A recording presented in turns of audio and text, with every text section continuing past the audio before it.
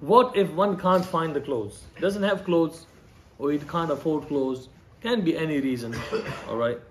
Or doesn't have clothes which cover the awra. What should a person do? He still has to pray. Pray is not something you can leave. Has to pray. Even with a precondition of clothing is missing.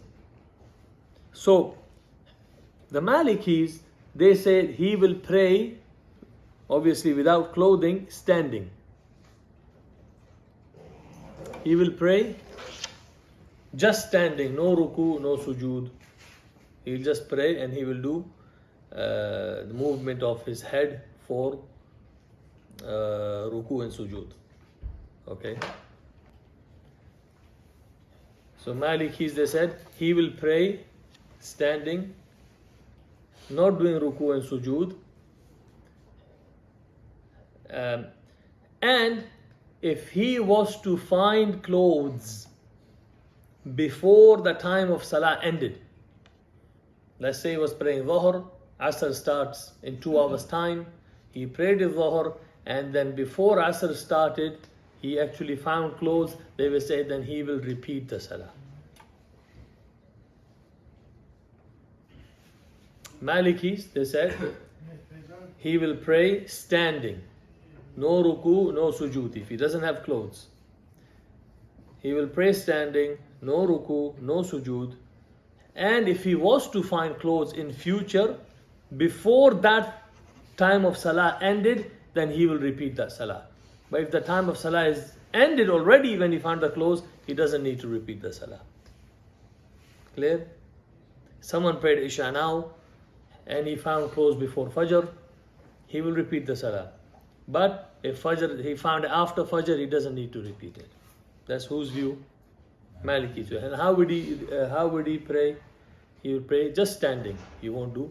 He will just do the ishara, the movement of his head for ruku and sujood. Hanafis and Hanbalis, they say a person in this condition who doesn't have clothes will pray sitting. He will not do ruku or sajda. He will do the movement from his head for ruku and sujood. Okay? Because Nabi Sallallahu Alaihi Wasallam, he prayed once riding on a donkey and he did ruku and sujood, the movement of his head. Okay? So that's how they say praying sitting down is more covering than standing up. And one riwayah, Ibn Umar radhiyallahu anhu was asked about people who didn't have anything to wear. He said they will pray sitting and motion from the head. But hadith is not,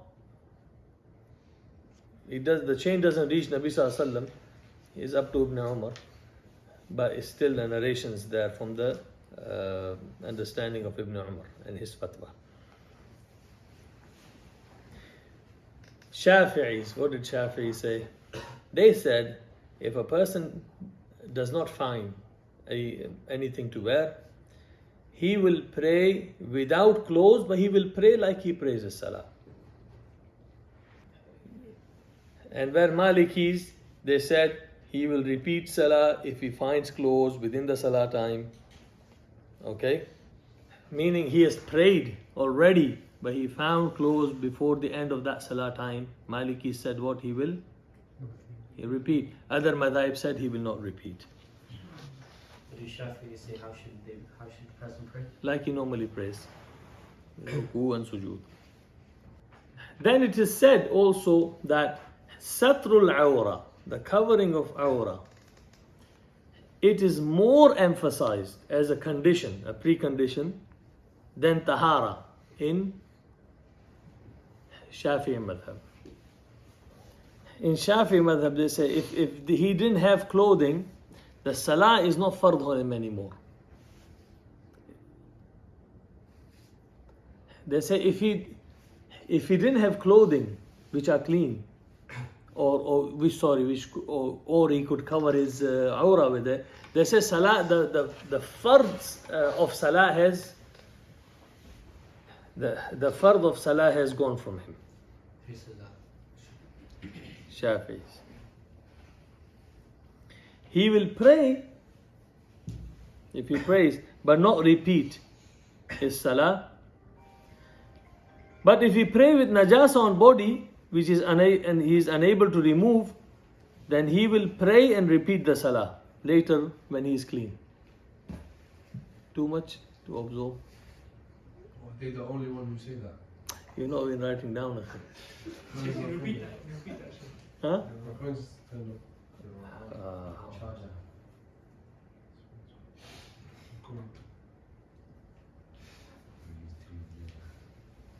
Okay. So if he didn't have clothes, the salah is not fard anymore. So he will pray, but he will pray salah, but it's not really fard on him, and he will, as a result, he will not have to repeat. This is because he couldn't cover his awra, yeah. But if he prayed with najasa on himself and he couldn't clean it, then he will have to repeat the salah later on. The salah is still fard on him,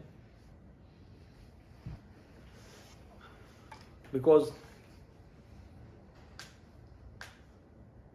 they say if a person didn't have clothes, yeah, the salah is not fard on him. Why do you think they say that? Because of a thiyabaka fatahir. You have to have clean clothes for salah. Yeah. Or if he can't cover his awra. But if he had najasa on him, they say he will have to repeat it. That means the fard is not saqit because of najasa on him. He will have to make that up. Who remembers this is just for you. Who remembers the mas'ala of faqidut tahurain? When a person doesn't have ability to do wudu or tayammum. Do you remember that? What did we say? How did we get the ruling of this? It was a hadith. All four madhab took ruling from one hadith. Anyone remembers that? If anyone remembers, I'll explain the masla to you again. If you don't remember, I'll skip it. What was the hadith? It was, I can't remember exactly. It was some Sahabi, they returned, and it was something about they had to redo their salah because basically they split into three groups. Some of them, they didn't have water for wudu, and then some of them didn't pray, some of them redid their salah. Okay, fair enough. So basically, it goes back to the hadith of qiladah of Aisha radiallahu ta'ala anha. She was in a travel with Nabi sallallahu alayhi wa sallam, and she lost the necklace. Nabi sallallahu alayhi wa sallam sent companions to two of them or something to have a look for it. And the ayah of tayammum had not yet been revealed, so there was no possibility of tayammum. And when they went, the water ran out on the way back, and they had no possibility of wudu. So they prayed, and they came back to Nabi sallallahu alaihi wasallam. They said, we prayed without wudu. So ayah of tayammum came down. So the mas'ala is called a mas'ala faqidut tahurain, meaning the both tahurain, water and tayammum, both are missing. Malik, he said that there is these people, if someone doesn't have any tahara possible, they will not pray salah is not fard on them, and they don't have to repeat it. Yeah, they don't pray salah and they don't have to repeat it, because they said these people prayed, and if their prayer was okay, if the prayer was okay, why would the tayammum ayah will come down? They didn't pray really. And Nabi Sallallahu didn't ask him to repeat it. So there's no salah for them, no need to repeat it. Khalas? Who said that? No, Shafi, Maliki said that. Hanafi said there is no salah for them. Same reason. But they will have to repeat the salah. There will be qada. Because it was okay. The fact that tayammum ayah came down, that tells you it wasn't okay just to pray like that. So that means salah wasn't okay, so you have to make it up. Shafi said they will pray salah. They have salah because they prayed salah. And they will do qada because what Hanafi said they will do qada. And Imam Ahmad al-Hanbal said they will pray because they prayed, and there will be no qada because they didn't do qada. And Nabi Sallallahu didn't ask them to do qada. So Maliki said no salah, no qada. Hanafi said no salah, yes qada. And then the others are opposite. The Shafi says salah, yes qada. Hanbali said salah, no qada. But the same matter, same thing, 4 different madhahib. That's very interesting when that happens. So the not finding anything to remove your najasa from, Shafi said this is la faqidut tahurain. So they based it on that. They said yes salah, yes qada. He said yes, he will still pray and he will do qada. You see how, do you remember the masala? So if you are making notes, sometimes it's good to then refer back to it. This is how Shafi's got that masala.